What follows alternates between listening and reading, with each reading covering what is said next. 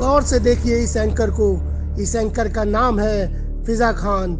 ये एंकर शुरू से ही मोदी जी के खिलाफ ऊल जलूल बातें करती रही है। यही नहीं, मोदी जी के लिए अब शब्दों का इस्तेमाल भी ये एंकर आम करती रही है।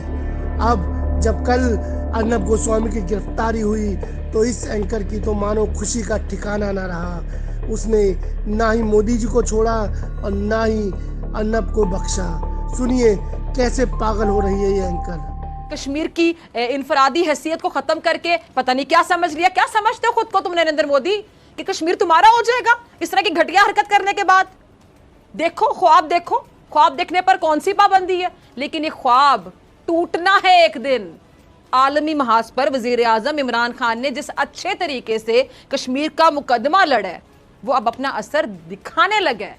डोनाल्ड ट्रंप जूनियर उसने एक ट्वीट किए नाजरीन, और ये ट्वीट ये जरा आप टीवी स्क्रीन पे एक्सपोज हो गए हो, तुम्हारी औकात दुनिया के सामने आ चुकी है। भारत की एक सीनियर सहाफ़ी है नाजरीन, साक्षी जोशी, वो अर्नाब और नरेंद्र मोदी को अनबे खुदकुशी केस में किस तरह से एक्सपोज कर रही हैं, बेनकाब कर रही हैं। जरा उनका क्लिप देखिएगा। सुना आपने साक्षी जोशी को। आज भारत यही सवाल पूछ रहा है, बहुत से लोग ये सवाल पूछ रहे हैं कि क्या अर्नाब गोस्वामी कानून से बालातर है, कानून से ऊपर है? इसका जवाब मैं आपको देती हूँ। जब तक मोदी का ये बकायदा पपेट है ना, ये मोदी का पपेट उसके हाथों में जब तक खेलता रहेगा तब तक ये कानून से ऊपर ही है। इसका जवाब यही है कि हाँ, ये कानून से ऊपर होगा जब तक ये मोदी के हाथों में खेलता रहेगा। जरा देखिए कि 2018 में अनवे नामी शख्स अर्नाब के जुल्म का निशाना बनकर अपनी जान से हाथ धो बैठता है, लेकिन मामले को दबा दिया जाता है। वो तो भला हो कि भारत की जो रियासत है महाराष्ट्र, वहां पे शिवसेना और कांग्रेस का इत्तेहाद है। अगर यहां भी सोचिए जरा कि बीजेपी काबिज होती तो ये मामला क्या कभी बाहर आता, एक्सपोज होता? ये बंदा हो ही नहीं सकता था। लेकिन ये जो महाराष्ट्र की इंतजामिया है इसने मामले को उठाकर बकायदा जिंदा कर दी है, जिसके बाद मोदी हुकूमत बकायदा मरने वाली हो गई है।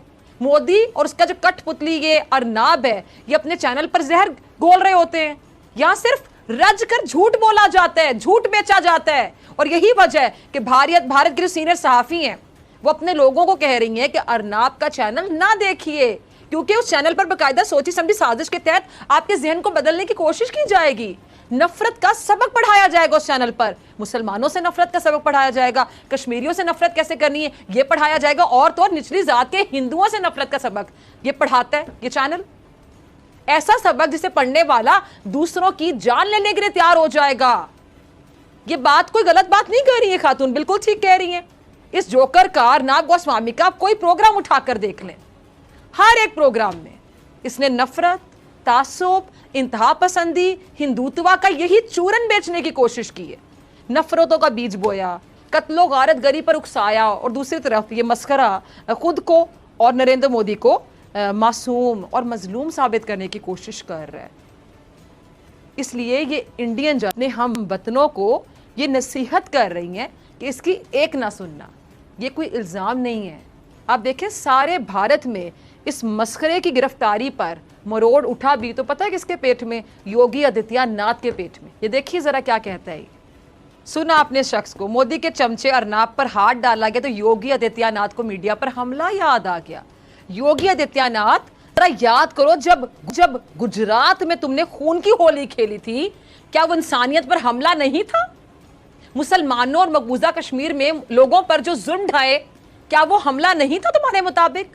अपने लोगों के खिलाफ मनफी प्रोपेगेंडा करता है, हमेशा करता है, जो आए दिन कश्मीर में मुसलमानों पर जुल्म के पहाड़ तोड़ता है, जन्नत नजीर वादी में खून की नदियां बहाता है, और इसका इल्जाम भी पाकिस्तान पर लगाता है।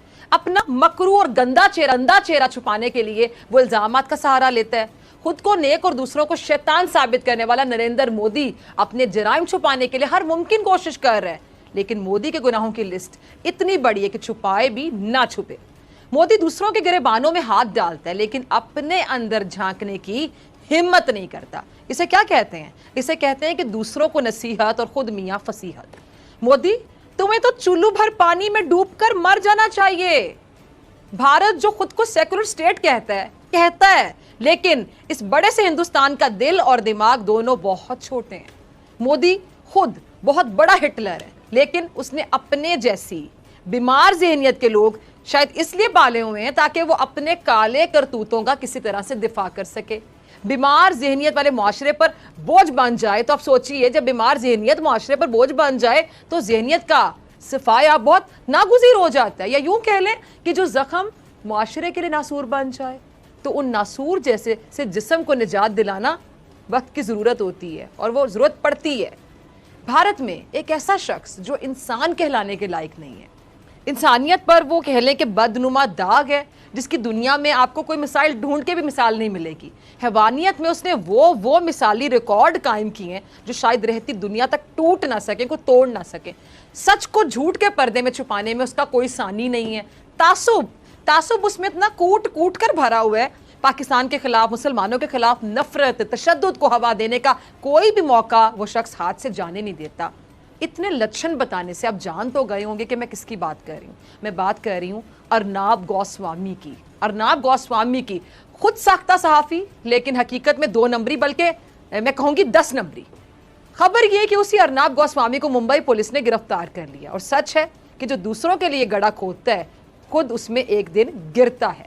भारतीय मीडिया अर्नाब गोस्वामी की गिरफ्तारी की कहानी किस तरह बयान कर रहा है, जरा सुनिए। यूं बयान कर रहा है कि जी एक आर्किटेक्ट फर्म, उसके मैनेजिंग डायरेक्टर 53 साला अनवे और उनकी वालिदा ने 2018 में खुदकुशी की थी, और इस हवाले से खबरें सामने आई थी कि अर्नाब गोस्वामी के चैनल ने अनवे को एक बड़ी रकम अदा करनी थी जो इस जालिम आदमी ने अदा नहीं की, और अनवे का हक मार लिया। इसके अलावा दीगर 2 और कंपनीज है जिन्होंने आर्किटेक्ट डिजाइनर को रकम की अदायगी नहीं की थी। अब तीनों की रकम मिलाकर 5 करोड़ से भी ज्यादा की बनती है। 5 करोड़ से ज्यादा, आपने सही सुना। अर्नाब गोस्वामी ने एक स्टूडियो बनाया और उसकी डिजाइनिंग का जो काम है वो अनवे की कंपनी को दिया। ठीक है जी। जब अर्नाब ने स्टूडियो से अपना चैनल बना लिया तो उसने अनवे को धमकियां देनी शुरू कर दी कि अगर पैसे मांगोगे तो मैं अपने चैनल के जरिए तुम्हें बदनाम कर दूंगा।